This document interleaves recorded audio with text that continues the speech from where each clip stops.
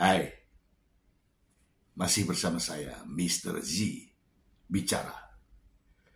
Tentu saja bicara tentang kebenaran berdasarkan fakta, data, dan realita. Kemarin ya, tanggal 18 Desember 2024, Mbak Im Wong dampingi dengan kuasa hukumnya telah menjalani sidang pembuktian dengan menghadirkan dua saksi dan satu ahli. Dua saksi diklaim sebagai saksi fakta, dan ahli yang dihadirkan ternyata ahli tentang psikologi anak. Pihak Mbak Im Wong teramat sangat puas dengan kehadiran saksi dan juga ahli. Mulai dari saksi, katanya ini saksi menerangkan kejadian horor, dan ahli menjelaskan dan memberikan keuntungan bagi Mbak Im Wong terkait dengan anak.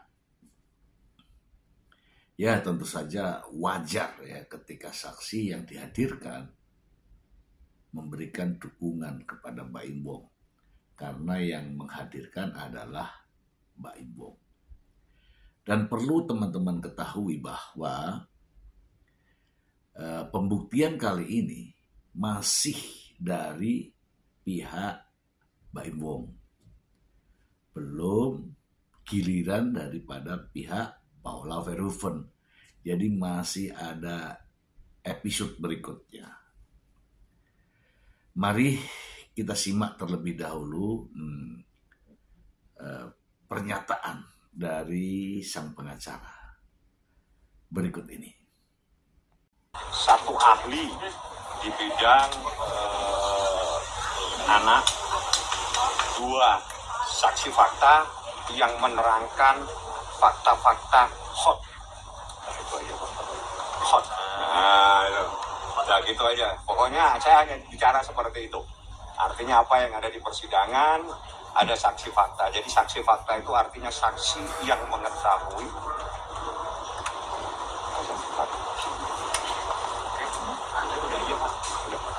Jadi saksi fakta itu adalah saksi yang mengetahui, melihat, dan ada di satu kejadian. Dia menerangkan sesuatu, ya keterangan yang menurut saya hot, dan itu aja. Ya udah, tanya yang mau menjelaskan. Saya tidak mau menjelaskan. Berarti itu kunci ya? Atau siapa bang saksi itu? Saksi tidak boleh saya beritahu siapa. Ya. Saya tidak menambahi dan tidak mengurangi. Semua berdasarkan apa yang diucapkan. Jadi sebagaimana yang dikatakan oleh pengacara Mbak Im Wong, semua kita ulas, ya. Tidak ada penambahan, tidak ada juga pengurangan. Mari kita simak lagi berikut ini. Tiga ahli. Saksi faktanya sudah dicobain. Tidak boleh. Saksinya yang jelas orang yang mengetahui adanya peristiwa, adanya kejadian, yang melihat, mendengar, dan ada di satu tempat itu. Dan ini berarti yang dibawa saksi ini berarti dia mengetahui betul tentang peristiwa yang fakta hot itu tersebut. Ya, ada dia melihat sesuatu. Bang, kalau pengacara sebelah bilang bahwa main ngomong itu legal akses, gimana? Hah? Legal akses lah. Suami istri, suami istri. Memang Mbak Im bukan suaminya. Gitu loh, itu ada aturannya lah. Jadi nggak perlu saya menguliai lagi tentang illegal access. Illegal access itu kalau memang ada larangan, orang tidak punya hak diberikan haknya, dilihat, depannya. Apanya?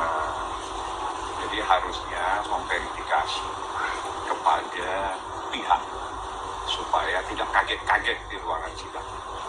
Apa yang muncul di dalam persidangan supaya tidak terkaget-kaget.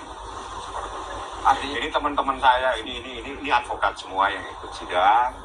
Jadi itu yang saya sampaikan. Jadi illegal access tidak ada. Yang kedua, yang berhak menilai bukti, yang berhak menilai saksi itu bukan pengacara, tapi adalah majelis hakim yang menilai. Jadi yang punya hak apakah itu buktinya itu bagaimana dan seterusnya itu hakim yang punya hak. Artinya tidak ada penolakan dan nanti dia dinilai apakah itu karena pada saat proses pembuktian itu dikonfrontir, artinya dikonfrontir betul tidak ini data dari kamu, betul dibetulkan dalam ruang persidangan. Saya tidak perlu teruskan sampai lebih mendalam. Itulah cukup sampai di situ saya jelaskan data itu dibenarkan di dalam persidangan. Di dalam persidangan pengakuan itu adalah bukti sempurna. Oke, karena diakui dalam persidangan maka itu adalah bukti yang sangat sempurna. Berarti belum bisa dinilai illegal access tuh bang. Suami istri kan sudah dijawab tadi. Suami istri tidak mungkin ada illegal access. Suami istri saling memegang password. Artinya boleh membuka satu sama lain. Hubungan saksi? Kenapa? Hubungan saksi dengan ini siapa? Nggak boleh tahu. Tanya aja sama mereka. Karena saksi itu sudah diperluas di dalam putusan Mahkamah Konstitusi. Jadi walaupun dia hanya bukan saksi yang mendengar langsung, tapi mungkin dia ada mendapatkan itu boleh. Ridwan Baim sendiri ketika tadi mendengar pernyataan ahli gimana mungkin? Dia yang dia tahu memang ada trauma delay yang nggak perlu saya jelaskan. Jadi itu juga semua terungkap sebagaimana yang Baim jelaskan beberapa kali. Kalau anak silakan, kalau mau ketemu itu ada tempatnya di Tiger Wong ketemu, tapi dengan syarat tolong kalau anaknya tidak keberatan, tapi anak keberatan tolong jangan dipaksa. Anak itu di dalam hukum yang berlaku saat ini berdasarkan konvensi anak itu adalah subjek hukum, dia mempunyai hak, bukan objek hukum. Artinya dia tidak bisa kita jadikan objek dalam sebuah sengketa, tapi dia adalah menjadi subjek dalam sengketa perceraian. Ya, ditegaskan ya bahwa saksi kali ini adalah saksi fakta. Saya tidak tahu ya, saksi fakta terkait apa saya tidak tahu. Yang jelas dia mengatakan saksi fakta, kemudian saksi adalah orang yang ada di situ ya, melihat, mendengar sesuatu peristiwa. Peristiwa apa gitu ya, kita tidak mendapatkan informasi yang utuh.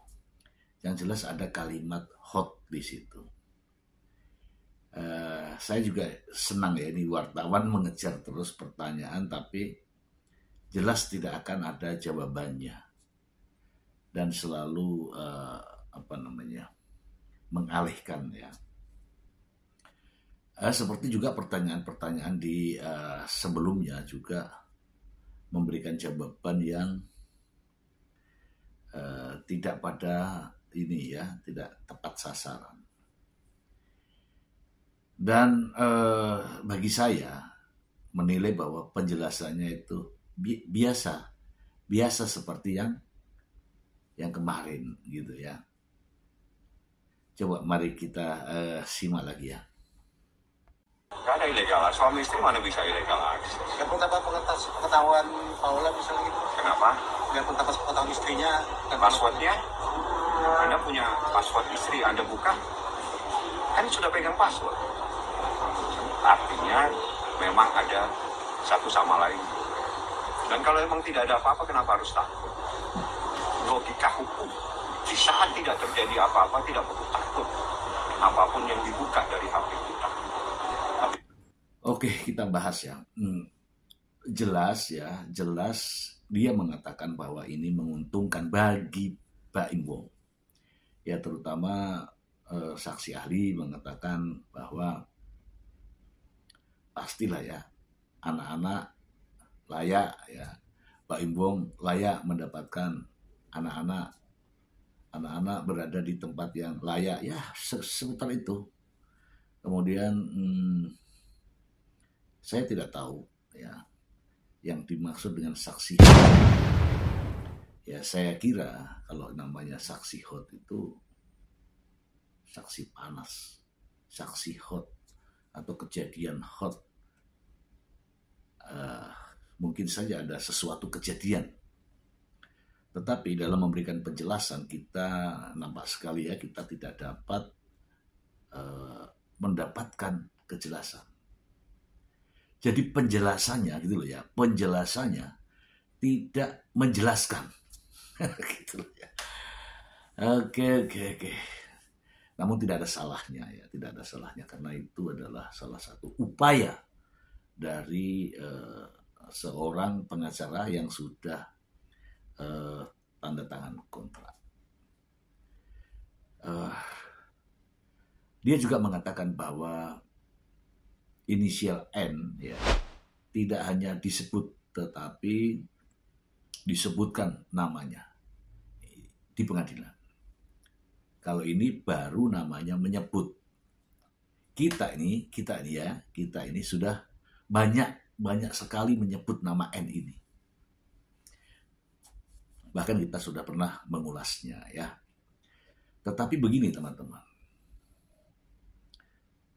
Kalaulah ini disebutkan di nama ini di pengadilan, di sidang, ya kan? Justru menjadi sesuatu yang bagus menurut saya. Kenapa? Ya akan kelihatan apa saja yang akan dilakukan oleh pengacara Paola sudah terlihat akan mempersiapkan diri di sini. Kemudian apa yang telah dilakukan oleh N mau tidak mau akan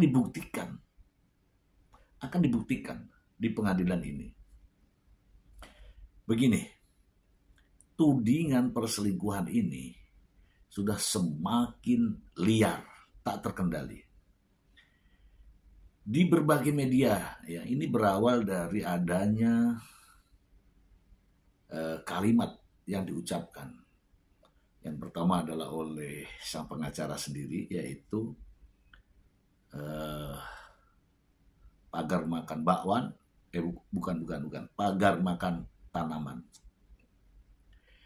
Pagar makan tanaman artinya adalah orang yang dipercaya untuk menjaga justru memakan tanamannya. Dalam istilah bahasa Indonesia, orang yang dipercaya untuk menjaganya justru makan yang dijaga. Atau dalam bahasa yang langsung saja, ya, Niko Surya yang katanya sebagai pagar untuk melindungi, ya kan, melindungi tanaman, yaitu Paula Verhoeven, pagarnya ini makan tanamannya. Ya, jadi bertele-tele. Ya, jadi bertele-tele. Mengapa Niko dijadikan pagar untuk melindungi Paula Verhoeven? Iya kan? Kan ada pagarnya. Pagarnya ya Pak Imbong sendiri. Nah sekarang justru pagarnya dijadikan Niko. Oke sampai di situ. Tapi yang jelas, begitu disebut di sidang pengadilan, maka mau tak mau, hakim akan berusaha, ya bagaimana caranya, dengan segala macam cara akan menghadirkan Niko Surya. Apa kira-kira yang dikatakan oleh Niko Surya? Ketika ternyata Niko Surya mengatakan tidak, maka Baim Wong adalah orang yang berbohong,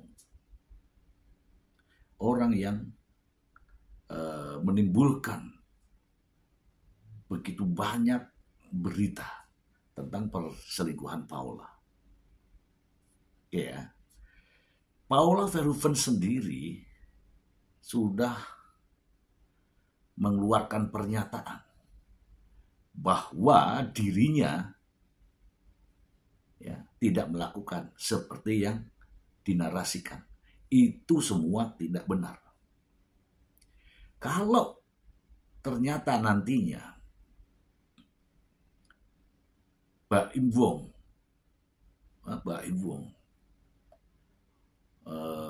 tudingannya tidak terbukti, maka berarti Paula Verhoeven lah yang benar sesuai dengan pernyataannya. Kalau pernyataan Paula Verhoeven ini tidak benar, berarti Paula yang berbohong. Mudah saja untuk menilainya. Namun seperti yang juga teman-teman rasakan, termasuk saya juga merasakan, bahwa apa yang diucapkan oleh Paula Verhoeven, itu adalah kebenaran. Dan kita menghormati apa yang diucapkan Paula, karena di sana juga ya mengatasnamakan Tuhan, menyebut nama Allah. Itu sesuatu yang luar biasa. Oke. Ada yang dihadirkan oleh Baim Wong, yaitu saksi ahli atau ahli di bidang psikologi anak. Ini sudah jauh nih, sudah jauh ya. Kenapa? Baim Wong sebenarnya tidak penting dengan psikologi, ahli psikologi ini, apalagi terkait dengan anak. Begini teman-teman, fokus Baim Wong ini adalah untuk pembuktian persoalan perselingkuhan dan juga hak asuh anak. Tetapi saya melihat justru sekarang ini lebih fokus pada bagaimana memperjuangkan hak asuh anak. Hal ini kelihatan ketika ahli yang didatangkan adalah ahli psikologi anak. Sebenarnya kalau saya berpendapat, Baim Wong tidak usah berpikir tentang anak, tapi mau memberikan perhatian fokus pada pembuktian perselingkuhan. Ya kan? Dengan mampu membuktikan adanya perselingkuhan, maka secara otomatis hak asuh anak akan diberikan kepada Baim Wong. Karena Paula Verhoeven terbukti berperilaku buruk, selingkuh. Tetapi ketika Baim Wong fokus ke anak, namun tidak mampu membuktikan adanya Paula Verhoeven berselingkuh, maka mau tidak mau, suka tidak suka, ikhlas tidak ikhlas, anak-anak ini saya yakin akan jatuh kepada ibunya. Ya, seperti yang sudah kita bicarakan sebelumnya. Karena apa? Karena kompilasi hukum Islam mengatakan demikian. Oke ya, tadi juga sang pengacara mengatakan bahwa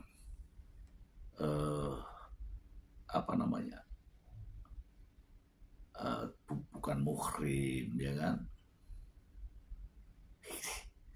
Kalau bukan muhrim berarti batal kan? apalagi kalau bersentuhan kan, bukan muhrim kan batal. Wudhu ulang. Saya tidak tahu ya, ini arah pembicaranya kemana, tetapi dia menyebut hukum Islam. Ya boleh, karena memang dalam pernikahan ini diatur oleh hukum Islam. Perceraiannya pun demikian. Oke. Kalau menyebut hukum Islam dan mengatakan masalah muhrim tidak muhrim, justru saya bertanya kepada sang pengacara ini. Cium dan pelukan terhadap wanita lain yang bukan muhrim itu melanggar atau tidak?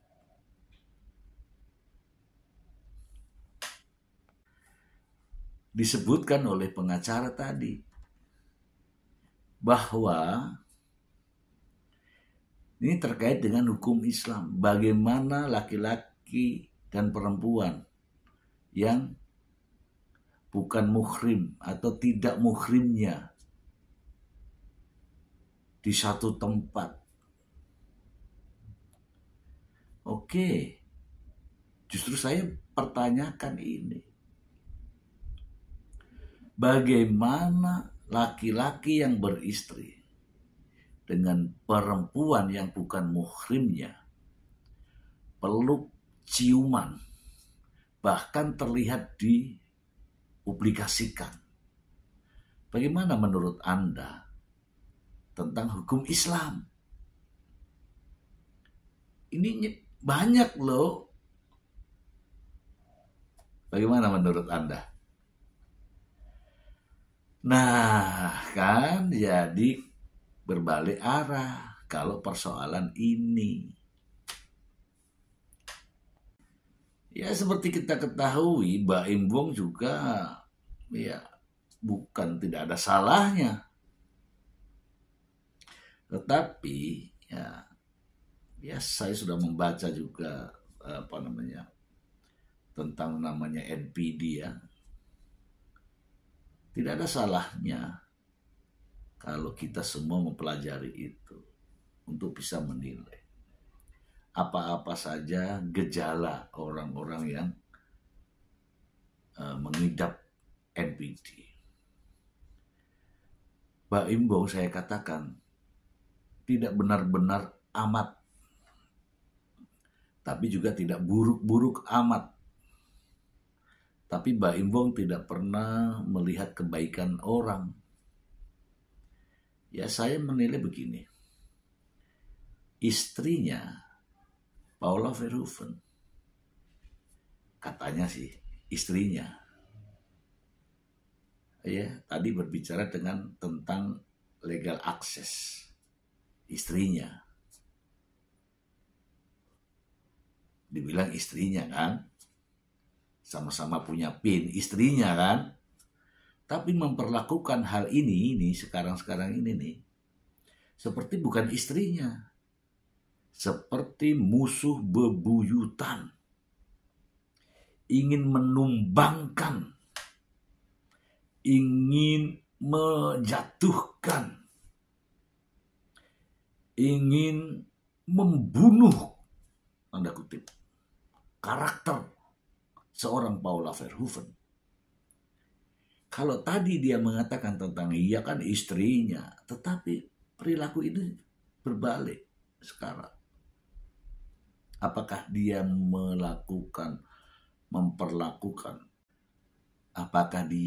memperlakukan Paula Verhoeven saat ini ya selayaknya sebagai istrinya? Kalau mengenai legal access, dia mengatakan bahwa kan istrinya, kan masih suami istri. Sekarang nih, apakah Baim Wong memperlakukan itu terhadap Paula Verhoeven sebagai istrinya, atau mereka masih suami istri? Tidak. Saya melihatnya, mungkin teman-teman juga melihat,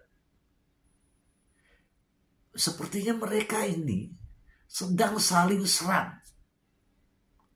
Yang menyerang si Baim Wong. Kalau Paula sih selalu memuji-muji Baim Wong.